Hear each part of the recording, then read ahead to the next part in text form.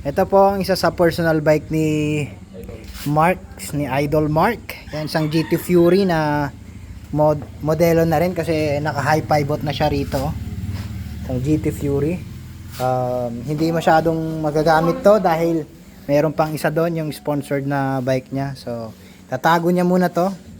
At pag off season, ito na yung gagamitin niya. Di ba? Laki-laki. Gano'ng kalaki to? 220, di ba? Sa akin 205, sa kanya 220, di ba? 205 dito sa likod, oh. Galing. So LTS linkage tune suspension. Galing. Ayos nito, 29, Fox 40, Fox din na DHX2. Tapos fat bar na 35mm yung taba. Tapos baka 35 din to yung distance niya mula dito hanggang dito. Galing. Siguro 800 to ang haba niya yan. XT.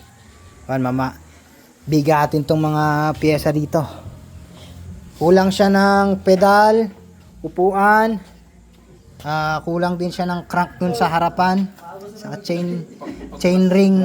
Mga gusto niyong sponsoran ng O-chain ng saddle na fabric o kahit anong saddle yan. Tapos pedal, kayo na bahala.